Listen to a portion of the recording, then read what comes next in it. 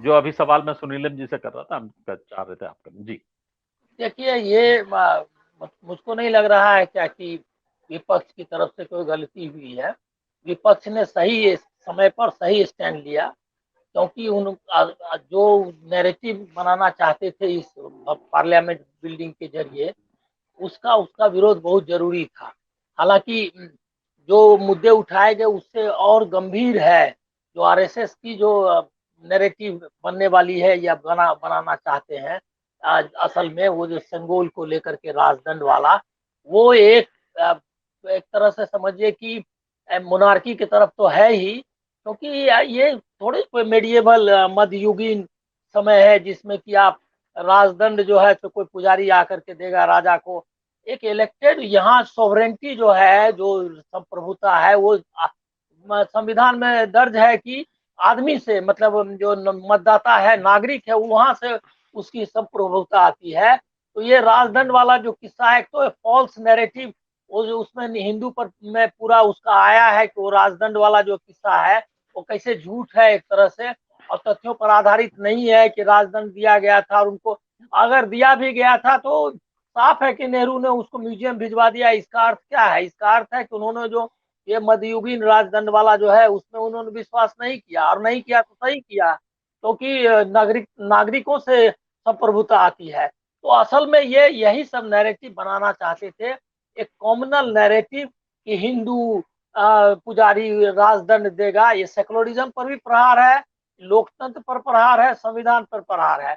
और जरूरी था कि उसको ये किया, विपक्ष ने उसका मुद्दा उठाया, बायकॉट किया।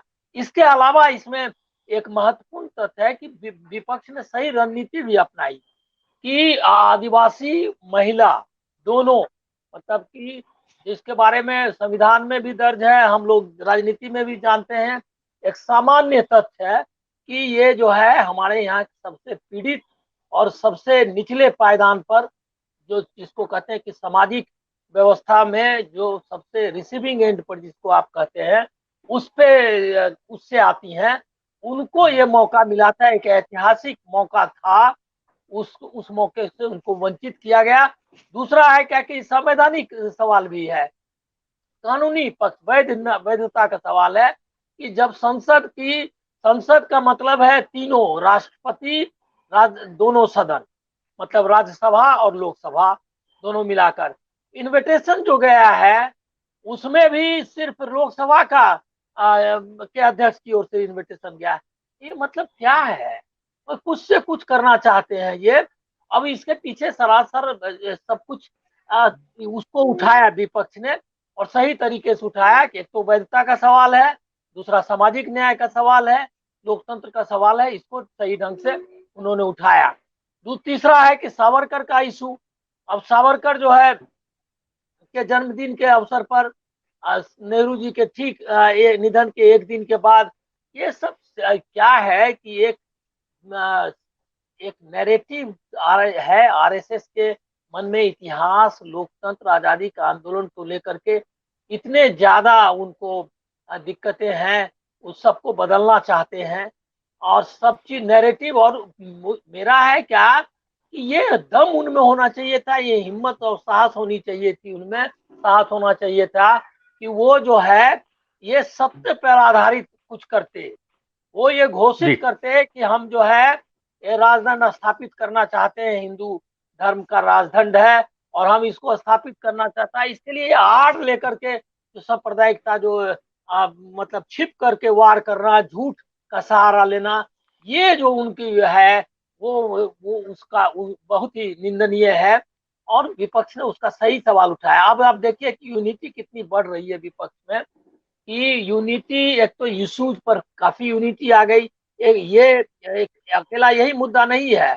अब लगभग जो 9 सवाल किए हैं जो ये ने कांग्रेस ने, वो समझिए कि एक तरह का रिफ्लेक्शन है।